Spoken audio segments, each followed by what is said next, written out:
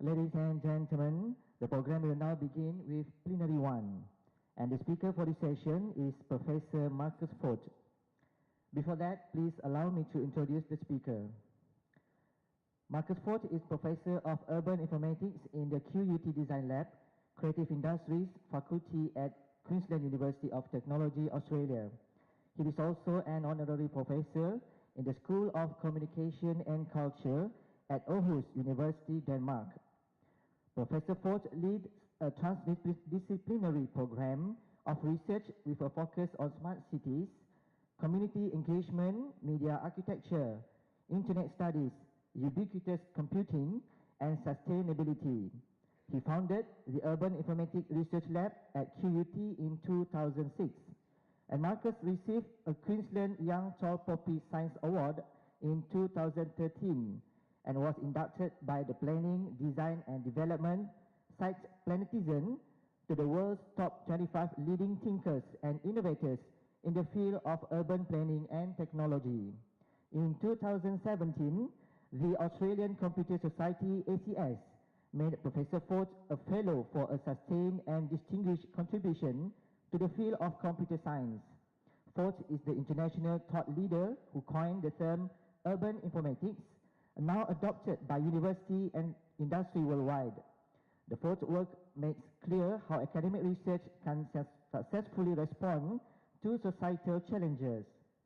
May we now invite Professor Foth to deliver his presentation with the topic Citizens' Experience in Smart Cities.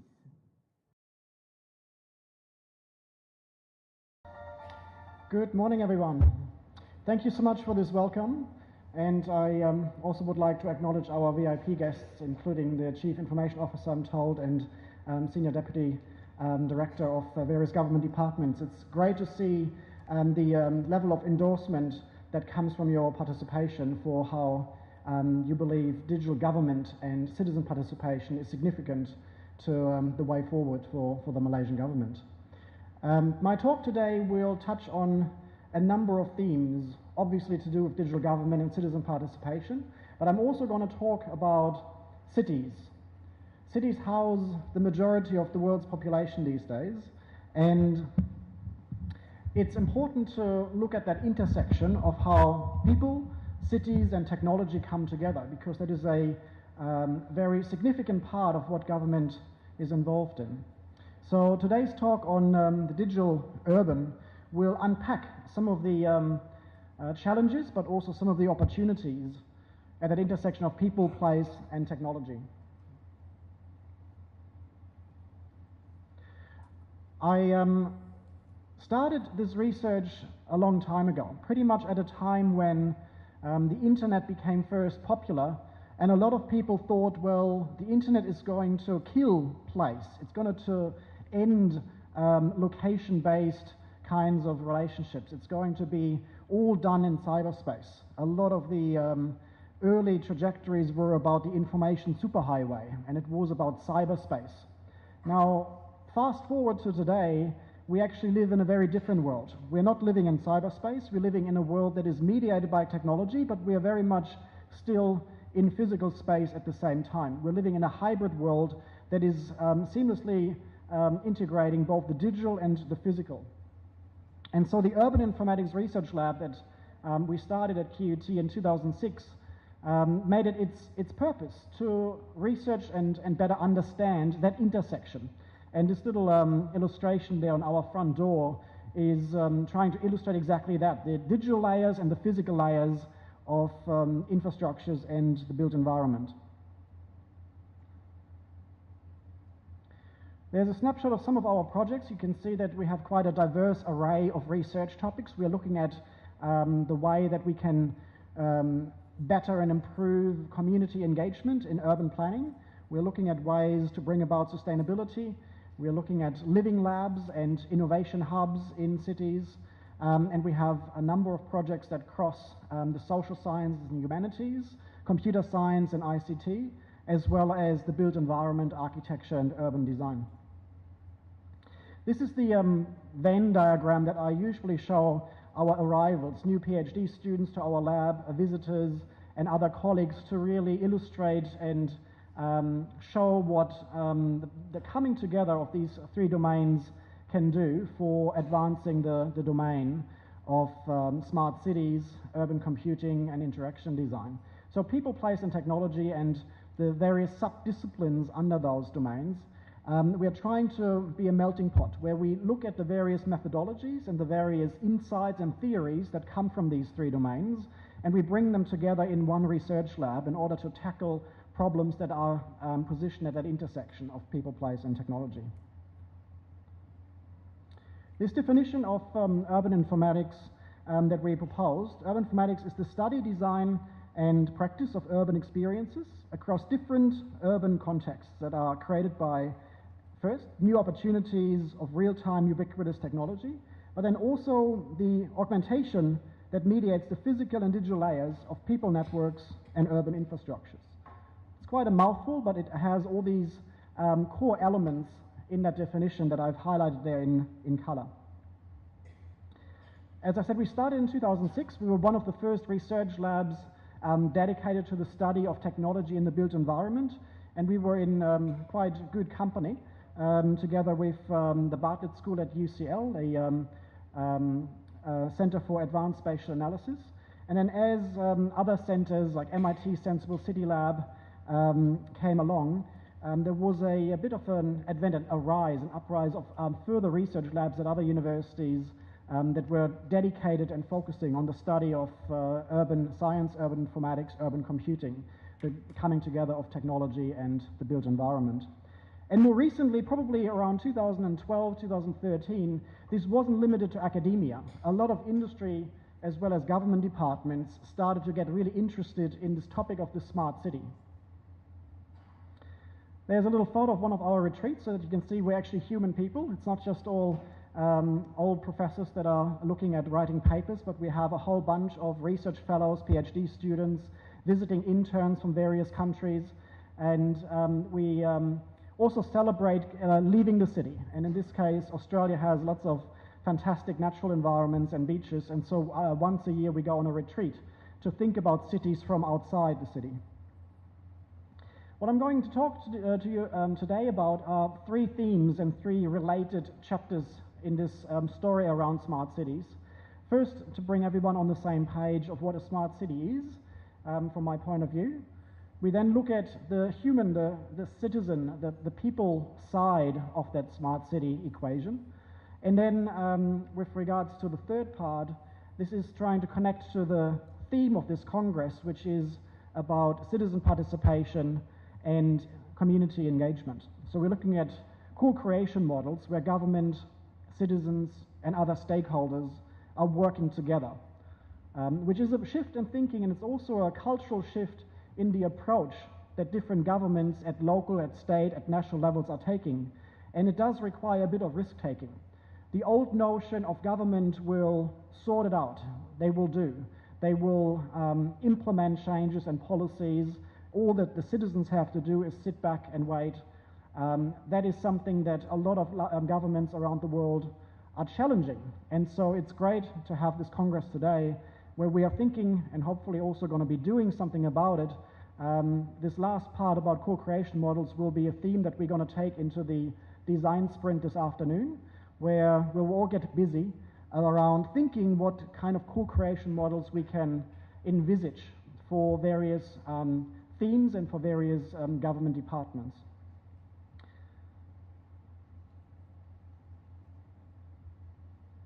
Now, to start off with the smart city, I got this little video that is by now a couple of years old, but it still illustrates quite nicely what some people think the smart city is. And so I'm going to play this now. If the colleagues in AV could bring the content on my screen as well, that would help me a little bit. This screen in front of me. So that video that you just seen, it was by IBM. It's a quick illustration of very early examples of smart cities. And they were communicating the way that automation and the advancement of technology can provide efficiency gains and productivity gains in cities. And so that is obviously a very important part of a city's administration, of what a local government would need to look after. But there's more to the equation than just the automation, just the efficiency. Let's just focus on that for a second. So one thing that is characteristic about that video is that you see the city from above. It's kind of like me standing here at this lectern, and I see you in a way from up here, and I see all these tables, but I only see faces from afar. I see them from a distance. And a city needs to do this.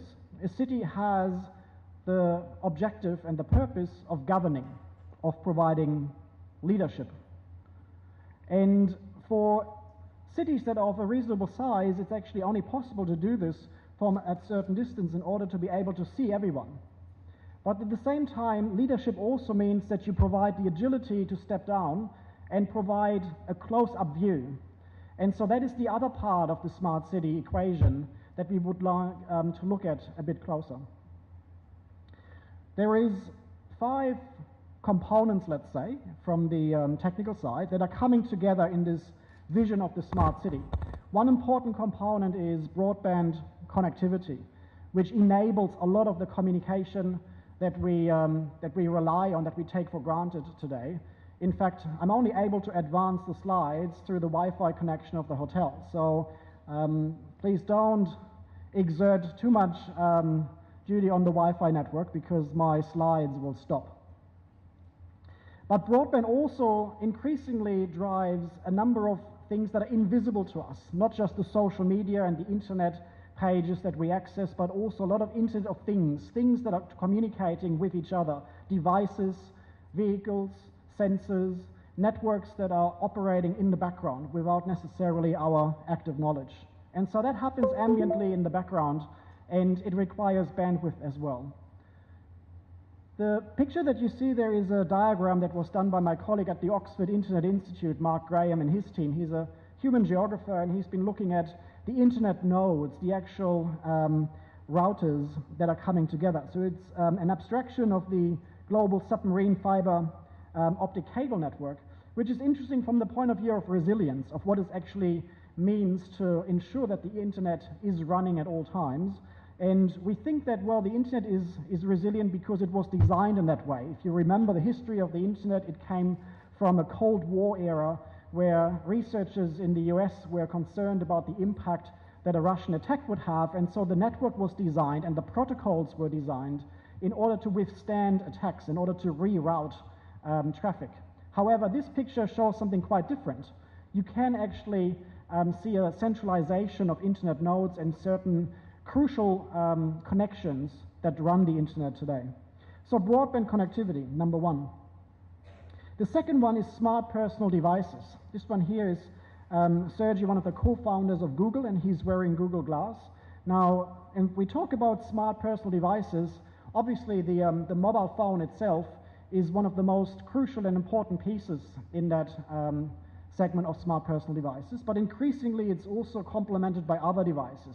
People are wearing wearables, fitness trackers, other kinds of devices that can be installed in your home, in your car. In fact, autonomous cars I would also include in that list of smart personal devices because they are packed with sensors. They constantly monitor data, both of the occupants, the passengers, as well as where they are going. Companies like Google as well as Tesla are able to access data streams, real-time data streams of all their drivers driving through different road networks of different countries. So if you're familiar with Google Street View, you get a snapshot of what you see at a given time. What is possible now with this technology is a 4D rendering of Street View. So you actually see live footage of any one place on Earth. The third big component is big data. As I said, there is a lot of sensors, a lot of humans that leave digital traces on the internet.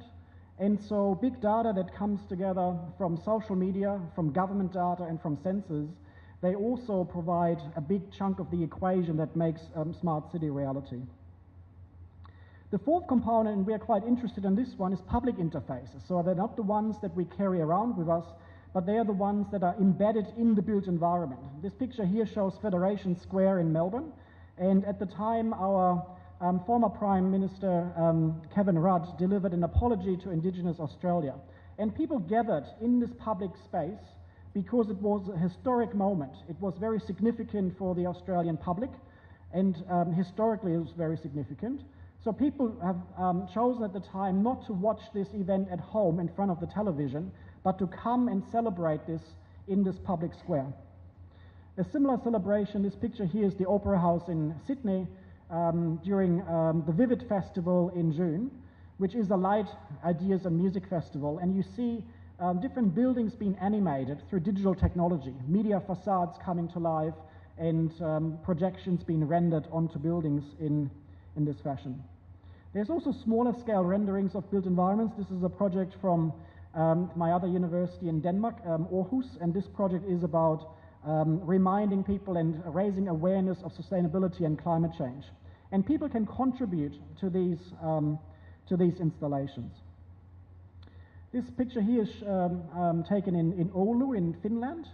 The city of Oulu in Finland is relatively small, but it's one of the pioneers of smart city technology. So if you haven't heard about Oulu, I encourage you to look it up, because they've been operating in the smart city space for more than a decade. This one here is called the Megaphone project in Montreal in Canada. It allows someone to occupy speaker's corner in the corner of that building there on the left. And the technology looks at what the person is saying and projects word clouds onto the facade of the building in order not to only amplify what they are saying through audio, but also through the visual scale of the building's facade. And finally, the fifth element is cloud computing, which is the way that we talk about storage and data centers and analytics as if it happens magically in the cloud, when in fact it happens in data centers, and those data centers these days consume 3% of humanity's energy. If you think about everything that we do in terms of logistics, aviation, transport, the fact that the cloud, this fluffy thing, uses 3%, it is actually quite a significant figure, and it is rising. So these five components, they come together, and a lot of the time when people talk about smart cities in the media, this picture pops up. And again, it's from IBM, it's the control room that they've installed in the city of Rio de Janeiro in Brazil. And so what we see there is a whole bunch of administrators that look after the city of Rio. There's a number of data streams coming together, and the city administers what usually is referred to the roads, rates, and rubbish, the 3 R's: waste management, traffic control, mobility, and so forth. Now, this is important. As I said earlier, city leadership is about having that bird's eye view, seeing what needs to happen. Traffic congestion, crime, real estate, pollution, etc., all needs to be managed and all needs to be tackled. At the same time, though, what we argue in our research is that this isn't exclusive to just the bird's eye view. We can also have the street view. We can also have the pedestrian view or the citizen view. So we have to be able to do both. We have to be able to see from above as well as see from within. And so I'll show you a little clip, which is a animation from Pixar Studios. It's called WALL-E, and it gives you an outlook of what can happen potentially if we don't get this right. What this little clip illustrates quite nicely is what happens when citizens are not put into the equation of government and smart cities. You might actually find that you lose the agency of what makes us human. And it's really important that we keep this in mind in order to come up with policies that don't render this dystopian future for humanity or for the country. Perhaps the kinds of technology that you see there you recognize: Google Glass, augmented reality, artificial intelligence, robotics, driverless cars, autonomous vehicles, and so forth. Those are not science fiction anymore. They already exist. The important part is how do we bring them together to render desirable futures, not the kinds of dystopian futures where we all turn into fat blobs that are being driven around in wheelchairs. And so this is one of the challenges that I give to all of us today, to think about how do we navigate and negotiate that spectrum of utopian and dystopian futures that technology enable. So the other side of that equation is the smart citizen. We've been looking at the built environment, we've been looking at technology, but there's another side to it, and that is obviously a core theme today, which is the citizen experience. That picture I showed you of Federation Square in Melbourne, we've actually been working with Federation Square in Melbourne on one of our projects. And we were interested in how technology can be used to engage people in public. The early prototypes were developed in Brisbane with the city government of Brisbane. Here you can see this animation. It was a very simple idea. Rather than community consultation being very cumbersome, where citizens have to attend a workshop or a session or fill out a survey, we wanted the engagement to come to the citizens. So what we've done is we've created this application called Discussions in Space, and it allows citizens to submit SMS text messages or tweets onto large screens, and those screens are in the built environment. They're installed in situ, situated where people would go to work, wait for the bus. We've had them installed at the local hospital, at different civic squares, at the library. And it allows people to leave feedback in a much shorter period of time and engage in what we call micro-participation. There's another example here that you see at the redesign of one of our university faculty buildings, the Creative Industries Precinct. And so you have a question that we pose on the left side, and then different responses that people would post on the right side. Now back to Federation Square, we've actually installed this in Melbourne as well.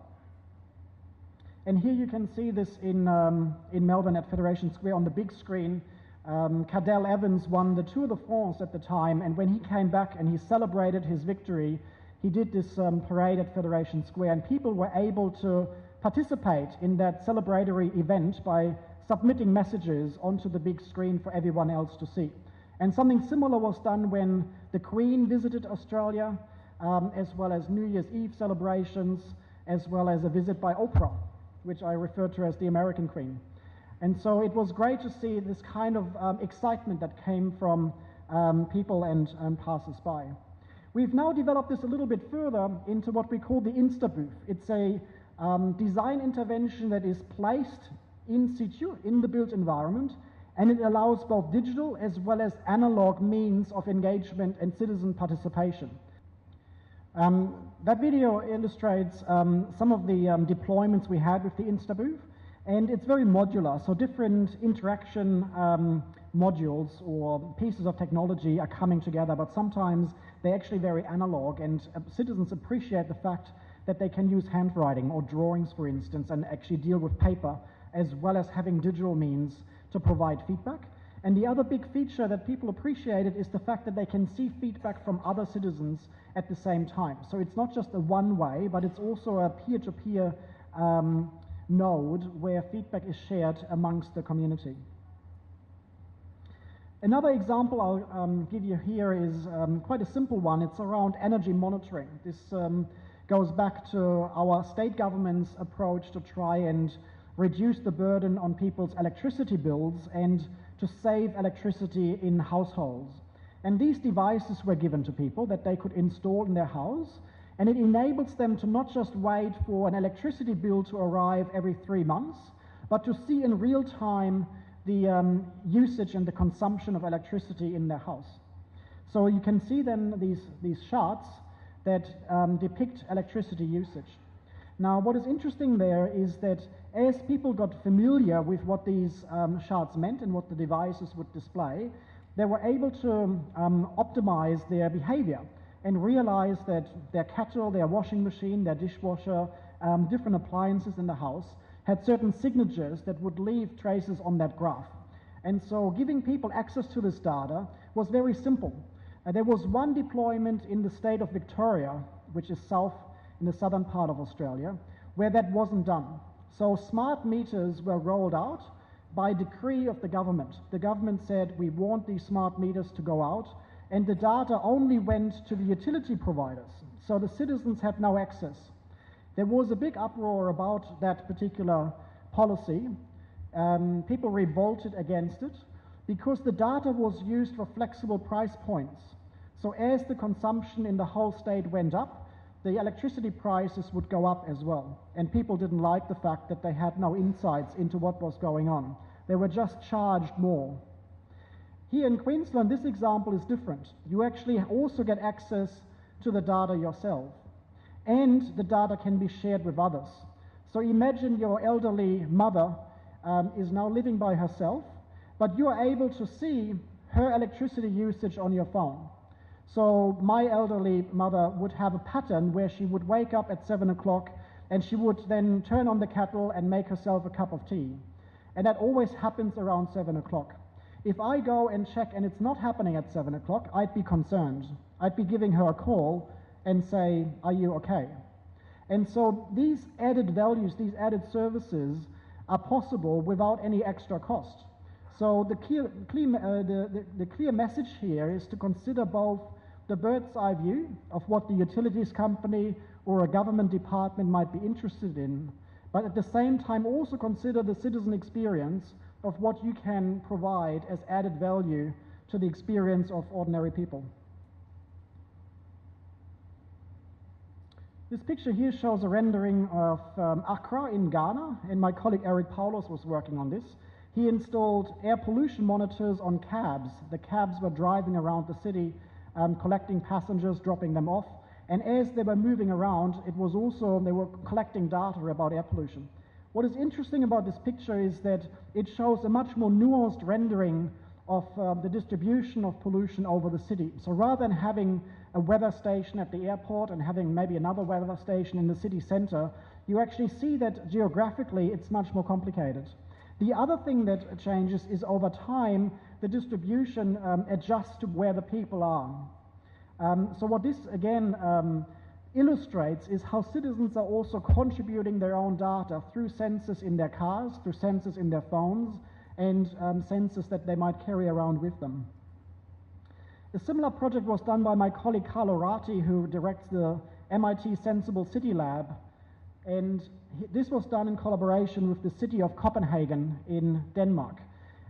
They've engineered this electric engine, this battery-powered hybrid e-bike, but at the same time that also contains a whole bunch of sensors that collect data about where people are going as they cycle across the city of Copenhagen. And this data wasn't kept from them, it was shared with the participants, and so you were able to then optimize your travel and navigation strategies as you were commuting to work, coming back, looking at, for instance, ways that you could optimize your routing to catch up with friends, to avoid traffic congestion, and so forth. So the decision isn't just within the city government, but the decision support was also shared with the citizens of Copenhagen.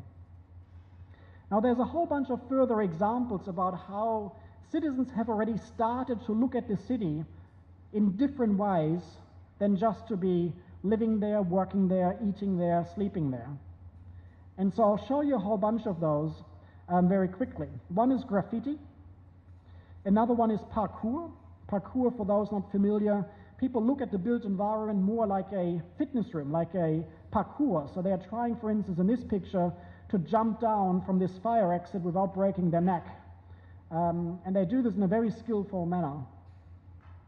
This picture here is on parking day. It shows people one day per year where they feed the parking meters and they claim that space. This one shows the city of Salzburg in Austria. So you can see how people are, over time, starting to gradually turn that parking space into an actual park with astroturf and deck chairs. And it's a bit of a reminder that these car parking spaces don't necessarily have to be limited just for cars. They can be turned into a street festival that the citizens organize themselves if they are only given the permission. And in this case, the permission is granted by feeding the parking meter. So they've rented the space. Yarn bombing is quite interesting as well. There are some fantastic pictures that you can see online when you Google the term yarn bombing. People take measurements of street furniture and urban assets, and they wrap it up in yarn. So it's kind of a form of graffiti, but it's actually non-destructive, and it's always quite welcome by city administrations because it beautifies the neighborhood. This is an initiative that originated in France. It's called the Dîner en Blanc, the dinner in white. It's a secret event. The location is kept secret up until the last minute. People are sent a text notification of where the event takes place. They're all dressed in white. They bring white utensils and picnic items, and they have an alfresco dining experience in a very significant part of the city. This picture here shows the city of Munich in Germany. Seed bombing is a form of participatory urban agriculture. People are putting together seeds and fertile soil that is dried, and they use this to plant flowers across the city. Now, why am I showing you all of these examples? Well, they all illustrate groups of citizens that are trying to participate. They are trying to engage with the city.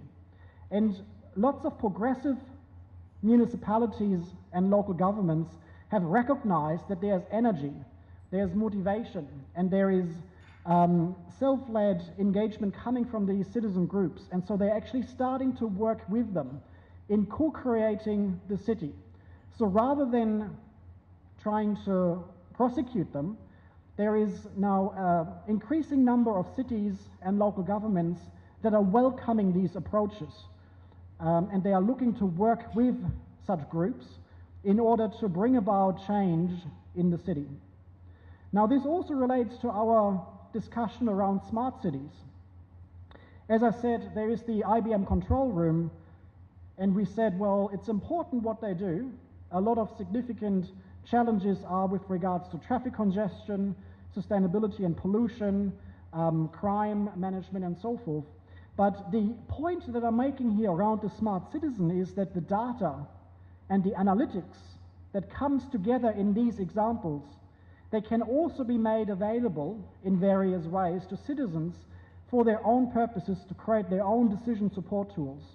So this is the hybrid idea of the smart city and the smart citizen, where both of them benefit in this hybrid approach. We've got one example at QUT where we've been researching participatory data analytics. And usually the case is that data analytics is complicated. You need lots of mathematicians and statisticians that know what they are doing, and that's probably also quite right. But what we've been trialing is these experiments where citizens would come together and also participate in the analytics of urban data. You can see a very large screen we have at our university and how people participate in accessing data there. So this control room idea is actually turned on its head. We're actually opening up the control room and we're inviting people to participate in making sense of the data that they see. A very particular example that we've used is food trucks. In Brisbane and in Australia, they're very popular. It's street vendors that are setting up these gourmet food trucks, and they are mobile. They go around the city and they sell food. Now, at the moment, they do this without necessarily any further business intelligence or strategy. What we've been thinking about is ways that they can work together to optimize the way that they position their street food trucks. So we've developed this application that allows them to see on a map where they are located, and as well as correlate that data with information about large-scale events, with information about the universities, and when students leave classes after hours, and all the retailers on campus would be shut, so they go hungry. As well as with construction sites, where there's construction workers that are sick and tired of the usual sausage rolls that they are fed by their own cuisine, and they would appreciate a variety of different food options. And so all the kind of demand for food in the city, we matched with the supply of food trucks moving around the city. And so as these food truckies were able to access this data, they were quite enthusiastic about boosting their business opportunity for how they can position themselves. And it was a very simple way for the local government to make this data available as part of their open data strategy. So to close up the last chapter, how do we make this happen? We've been talking about the smart city from the bird's eye view, and we've been talking about the smart citizen from the pedestrian or from the citizen perspective. And we've said that we need both. We need to have a hybrid model that has that agility and fluidity to be able to navigate from the top down to the bottom up and bring them both together. So what we've been researching at the moment is ideas and novel frameworks for co-creation. Co-creation between different stakeholders of government, citizens, businesses, community organizations, and non-profits. This is not it. But in so many ways and so many instances, that is still the proposed solution. There might be a traffic jam, and engineers will tell you, well, we can solve your traffic jam. We'll drive over it. We might build another lane. We build another bridge, another tunnel. We can build something rather that will fix it. And maybe there is some merit in some of these engineering-led approaches, but our message, and this is also supported by a lot of the engineers at our university, is that they appreciate the more nuanced approaches that come from working with the social scientists, with humanities, with lawyers, with business people, for them to come together and form transdisciplinary approaches that are not so technocratic as that picture suggests. You might remember this cover of Time magazine in 2006. It had you on the cover in order to illustrate how the information revolution, the digitization of society was giving you power. What happened? Do we all feel that we have the power? Well, perhaps we need to rethink this you into something that is more like a we, where we as citizens can come together and recall that government isn't the enemy, but we can actually work together in order to bring about change in so many different parts of society. And I've put onto your tables the IAP spectrum of public participation. We're going to look at that more closely this afternoon as part of the design sprint. You can see the different scales of that spectrum from the left, where it's really just about citizens being informed and maybe you're consulted, but the decision has already been made. We want to build the bridge, we want to build the tunnel. Do you want a green tunnel or do you want a blue tunnel? Those are very limited forms of citizen engagement, if they are engagement at all. Whereas on the right side of the spectrum, you get to the more risky parts, but also the more fruitful parts of engagement, where it's about collaboration and empowerment. And what we want to do this afternoon is challenge you all in thinking about what it would look like for your government department and for your teams to actually move along that spectrum, more towards collaboration and more towards empowerment. This development that I've outlined, I've tried to put together and summarize in this simple table. The City 1.0 philosophy is pretty much business as usual and nothing has happened yet. The city government thinks of itself as an administrator and the people there just live there. They live, they eat, they work, they die. That is very dire, and so the smart city notion is looking at that and says, well, in City 2.0, we can think of the city as a service, as a corporation that provides services, and the city government is the service provider. So then the people are reduced to consumers. That's not ideal either, because the city is much more than a corporation. A city thrives on diversity. A city is alive with so many different ideas and people's different cultural backgrounds that are coming together. And so it's important to recognize that.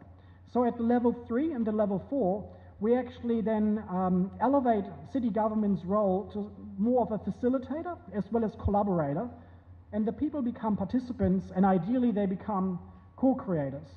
So it's a similar model to the IAP2 spectrum that you just saw, just put into the context of city governments.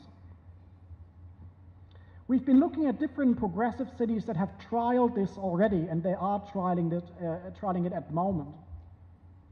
And what is quite interesting is this notion of the quadruple helix. There's different versions, sometimes it goes beyond 4, but let's stick with 4 at the moment. The co-creation that I've been talking about has to bring together different stakeholders, and they're usually in at least 4 categories of business, government, academia, and civil society. Now the reality isn't quite as balanced as that picture, so there's different variations. One possible real-world implementation of an innovation framework at the intersection of these 4 sectors might be skewed to towards the one or the other area. And so these kinds of models have been trialed, as I said, in various cities. This one is the Urban Innovation Centre in London. And you can see they have a certain approach towards holding events, bringing different people together, creating awareness about what smart city technology can do, not just for government, but for citizens as well. Another example is the Barcelona Urban Lab. And you can also see some of the examples of how they've prototyped and how they've integrated some of these experiments in the city itself. So it's not just that you have this urban lab as the actual hub where the innovation takes place, but you also then actually roll it out in various living laboratories, living labs in the city where these ideas are trialed. The new urban mechanics is quite a famous example that has been operating for a number of years in the city of Boston. And my favorite example is in Vancouver in Canada. It's called City Studio Vancouver, which is a dedicated classroom inside Town Hall that brings together students from Simon Fraser University and the University of British Columbia in a co-creation semester. Each cohort is paired up with public servants of the city, and they bring about a whole array of projects to improve the city of Vancouver. If you go to their website, you'll see their portfolio of works. So these urban innovation hubs are the kinds of frameworks or mechanisms for co-creation, and they lend some support from similar spaces like incubation spaces, co-working spaces, but also the kinds of resources needed like open data, library facilities, and research from university. I'll leave you with a couple of pointers to think about. One is this initiative that started in Europe, the Open Agile Smart Cities Network. It's a network of cities, so only cities are allowed to become a member. Not individuals, not tech companies, not researchers, but cities only. And the idea is that you have different standards of ensuring interoperability between different projects, but the most important part is the one in the middle, around the implementation. The most progressive kinds of debates right now in the smart city space isn't about technology. It's about procurement. Procurement is the kind of trigger point in local government that can trigger a whole bunch of different flow-on effects if it's done in a more open innovation kind of facet. And so the OISC is now over 100 cities strong, but as you can see, there are a lot of them in Europe where the network originated. We've brought the OISC to Australia as well, and there are cities in South America, and they're expanding. But Asia is still a blank canvas right now. So I encourage the Malaysian government to consider joining with Australian, European, and American cities in bringing together these co-creation models and interoperability standards for smart cities. Another point that is really interesting around procurement is the open innovation that I mentioned. And just briefly, I mentioned the Select for Cities approach, which is, I think, one of the role models and templates that we've been looking at with regards to changing the way procurement works, where citizens, businesses, and other stakeholders are coming together to drive innovation in a more co-creative process. And lastly, the Synchronicity project, which is also European Union funded, that is trying to create an open single market that is based on those standards and is based on the support from those cities. So that was a bit of a very quick Smart City 101 lecture. I hope that you were able to follow the key messages. Just to recap, the key messages are around open data and interoperability and the significance of that, as well as the idea of co-creation that requires a bit of risk-taking, as well as requires space, such as urban innovation hubs or living labs. I mentioned procurement as a very important part. It isn't based on technology, but it's actually based on business operations and finance. And I also mentioned that we need policy reform in order for all of these different ideas to happen. We need more yes cities rather than no cities. We need cities that say yes to citizens, you can do this. We need less cities that say no, you can't do this. There's 2 books that we've been putting together with further examples. Some of the examples that I've talked about today are mentioned in those books. This one is called The Citizen's Right to the Digital City, that unpacks some more themes and notions of what we've been discussing. And also this one, which is specifically on living labs. It's called Digital Participation Through Social Living Labs, Valuing Local Knowledge and Enhancing Engagement. And that just came out last month. Thank you very much. Hi, good morning. My question actually was around privacy issues. Now, when we see that open data really can help our lives, etc., here and there, but how are we governing those data not to be exploited on other use? The privacy question probably requires another lecture of at least another 45 minutes. But just briefly, I think it is an important part in either case. The current case where a lot of the smart cities are very top-down and things happen without your knowledge, there are privacy concerns already. So for instance, in Brazil, because this control room is in a secret location, you don't have access, you don't actually know what happens inside, it's a lack of transparency and a lack of accountability that is fueling privacy concerns, perhaps beyond even what is realistic. Whereas the other option of working in a hybrid mode of both the top-down, the helicopter kind of approach, as well as the pedestrian street view approach, you actually, as a citizen, get more of a sense of both what is happening, there's no kind of closed doors, or less of those, as well as you get value. So you might actually decide as a citizen, I'm happy to relinquish these levels of privacy in the sense of making data available, like for instance the example about electricity use in my home. I might decide it's okay for my utility provider or for my government to know when I'm switching on my kettle, when I'm using my dishwasher, when I'm using my washing machine, if I can also then access that data from my loved ones, from my relatives, from my mother. Or it might be that there are certain privacy settings within a secure environment of just the ones that I've disclosed. So privacy continues to be a very important topic, and blockchain and distributed ledgers are actually one of the very exciting developments in the technology space that will bring about some change with regards to trust, with regards to risk-taking, and with regards to disintermediation. And so there are certain ways for the technology to become more secure and more trusted as a result of the introduction of such technologies. Maybe you can have one last question from the floor.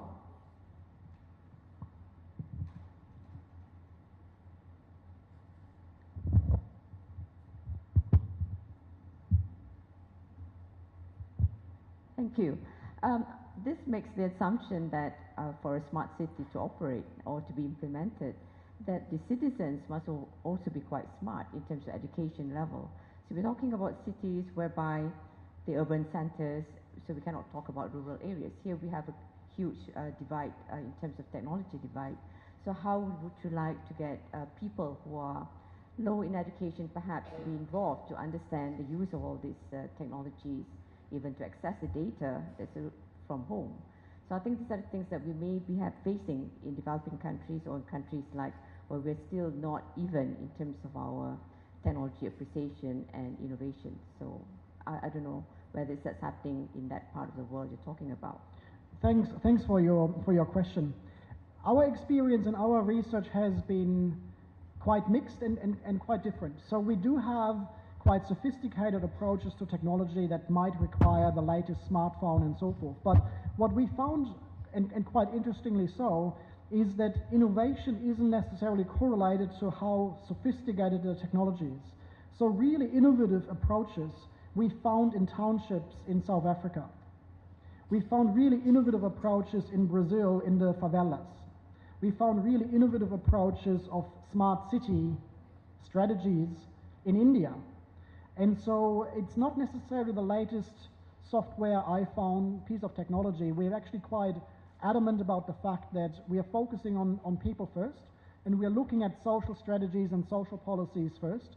And so that's where a number of the ideas that we are proposing are not necessarily driven by technology. It's about how people are interacting, and that's what makes them smart. And that doesn't necessarily require them to have, Bachelor of Computer Science degrees. It can actually be you and me. In fact, a lot of the domains that we've been looking at It values the local knowledge and the domain knowledge of local communities. The example this afternoon will clarify this a little bit more because it will pick up on the topic of food. And it's actually about those that are the kinds of community leaders that are the ones in the center of that approach, rather than the piece of technology. The technology is just a facilitator. Yeah, okay. I think that is the only time that we have. So thank you, Marcus.